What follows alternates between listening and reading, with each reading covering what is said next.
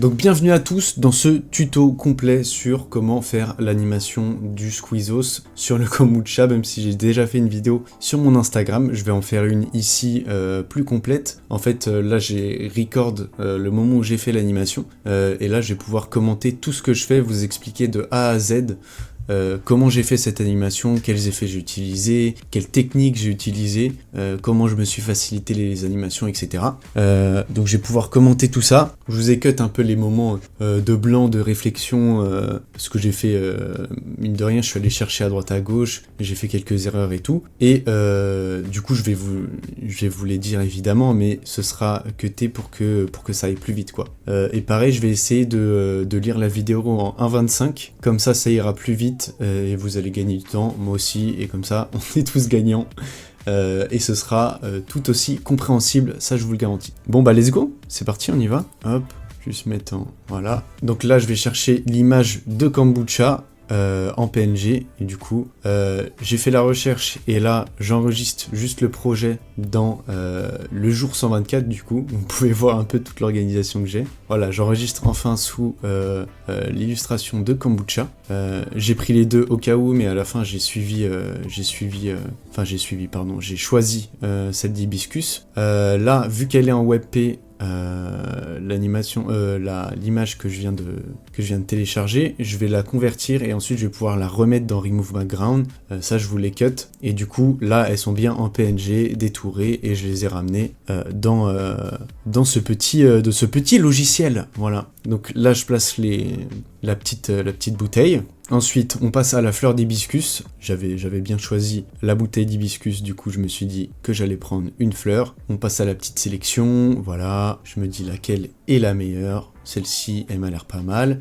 Et là, je la copie. Et pourquoi je la copie? Et bah ça s'appelle le plugin Copy Pasta. Ça te permet de copier directement les images et de les coller dans ton logiciel directement. Et là, je me suis dit, bizarre, dans l'animation, au début, la bouteille, elle est blanche. Elle est neutre. Du coup, je me suis dit, comment je vais faire? Bah, je vais demander à ChatGPT. Puisque je paye ChatGPT, on va essayer de lui faire quoi. Sachant que là, je vous ai épargné beaucoup de petites manips que j'ai eu à faire sur ChatGPT. J'ai fait 2-3 petites manips en haut qui m'ont fait perdre du temps. Donc là, ça crée l'image. Et donc voilà, on peut voir que là, ça a créé une image, sauf qu'elle est trop longue, la bouteille. On voit, c'est trop différencié, donc ça me va pas. Donc je lui dis, c'est cool, mais raccourcis-moi l'image, en gros. Là, il me fait un truc que ça me fait tout le temps dans ChatGPT, et du coup, ça m'énerve, c'est il n'utilise pas le créateur d'image. Regardez, je me vénère un peu. Arrête de faire des versions avec l'analyse, fais avec le créateur d'image. En gros, je dis ça. C'est bon, il utilise le créateur d'image, et là on va pouvoir voir une bouteille, malheureusement qui est un peu trop différente à mon goût. Du coup, je vais trouver une autre solution. Le logo est bizarre là, l'écriture est trop grosse, donc ça va pas. Donc là, ce que j'ai fait, c'est que j'ai fait une capture d'écran en fait de la bouteille sur l'animation directement du Squeezos. L'appareil me refait analyse, du coup j'aime pas, parce que ça ne marche pas. Et là, il m'utilise enfin le créateur d'image, et on va avoir l'image finale, qui est assez propre. Vous voyez, là c'est beaucoup plus ressemblant quand même. Du coup c'est bon, ça me va. Au début j'avais testé à mettre en noir et blanc l'image de kombucha, mais ça ne m'allait pas. Du coup, voilà, je la remplace, je la mets au bon endroit, je supprime l'autre, je fais bien attention à ce que les deux images se chevauchent, et là je vais pouvoir créer un nul auquel je vais attacher mes deux images qui se chevauchent bien. Je replace bien le nul parce que je l'avais mal placé, ensuite je relie les images au nul. Là je vais travailler la position.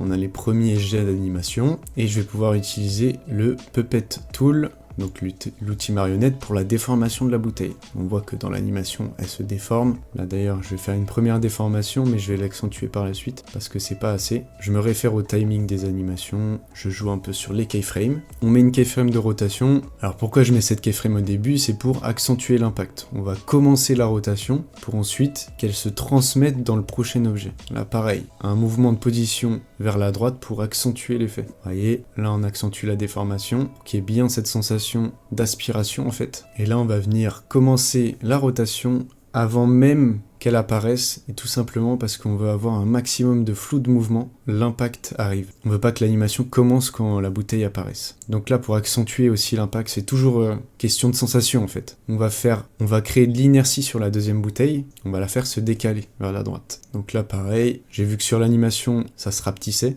Du coup, j'ai fait pareil. Là, on va venir dupliquer le nul. Et en fait, je vais essayer... là, pourquoi je mets moins? Je vais essayer de retourner le nul pour qu'en fait, ça retourne toutes les keyframes et que je puisse le lier à la fleur d'hibiscus et que ça me fasse des manips en moins.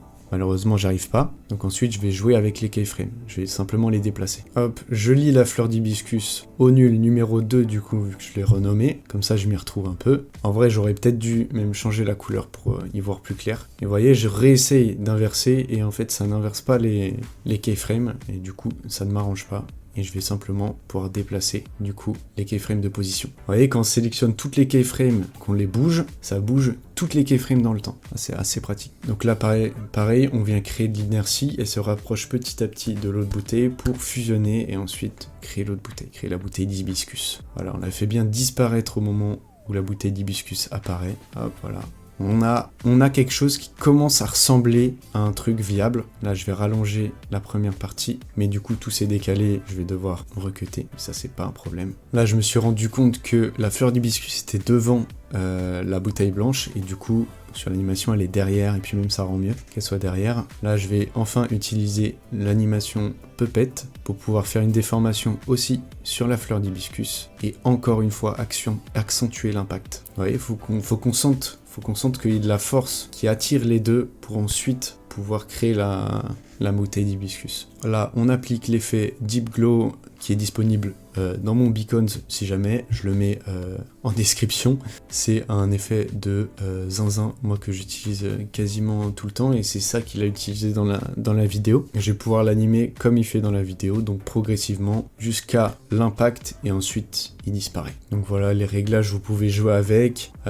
Jamais baisser l'exposition et le rayon à 0 en même temps, ça rend vraiment pas bien. Si vous voulez éteindre l'effet, vous mettez l'exposition à 0 et vous verrez plus rien. Donc là, j'ai changé le fond parce que ça rendait pas bien en fait sur le blanc, vous voyez pas le deep glow. Donc voilà. Là après, vous voyez l'animation en accéléré, donc je vais ralentir la vidéo. Sur la fin, je vous la fais en normal. Donc là, pour ajouter un peu de vie, on va rajouter l'effet Cosine Position. Et donc moi, j'ai l'habitude de mettre ça sur les nuls sur lesquels sont liés mes objets. Comme ça rajoute de la vie à tous mes objets. Je suis pas obligé de dupliquer l'objet, je suis pas obligé de dupliquer l'effet à foison, juste à le mettre sur le nul et ensuite mettre l'objet dessus. Et en fait, ça va venir faire des mouvements aléatoires en rotation, en position, très léger. C'est pour ça que je mets l'effet à 10. Vous voyez, là je vais peut-être monter, ah voilà. On peut le décaler l'effet, puisque, vous voyez, un effet c'est toujours le même, mais là on peut décaler l'offset, c'est-à-dire le moment où il commence, et du coup, les images sont pas synchronisées, et ça fait pas un truc uniforme tout le temps. On veut pas un truc uniforme, c'est pas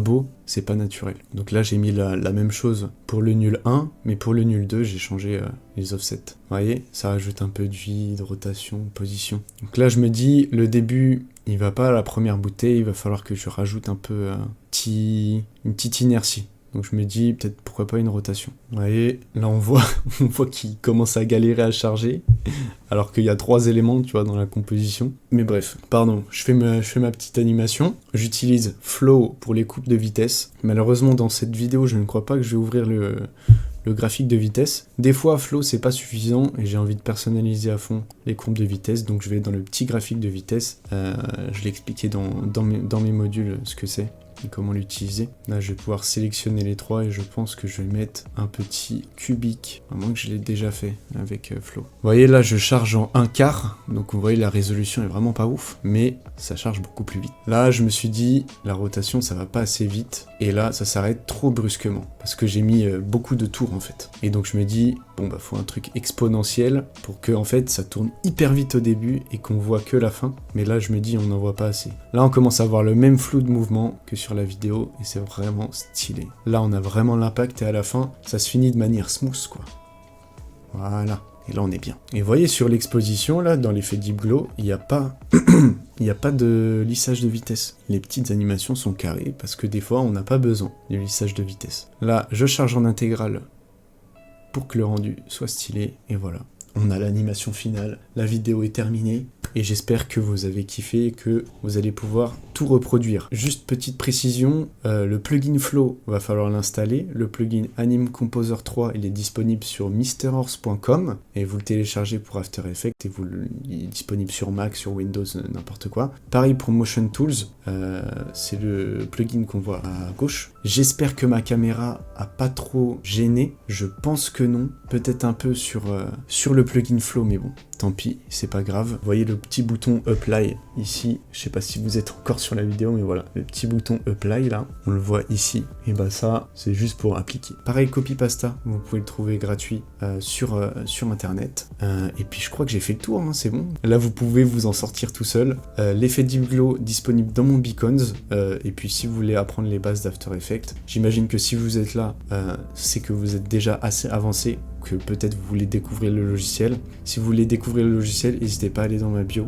Il y a des petits modules, des petits trucs. Et voilà, j'ai peut-être commencé la création de contenu YouTube. Je vous en dis pas plus, parce que ça se trouve, je vous fais de fausses promesses. Mais voilà. J'espère que vous avez kiffé. Ciao, ciao.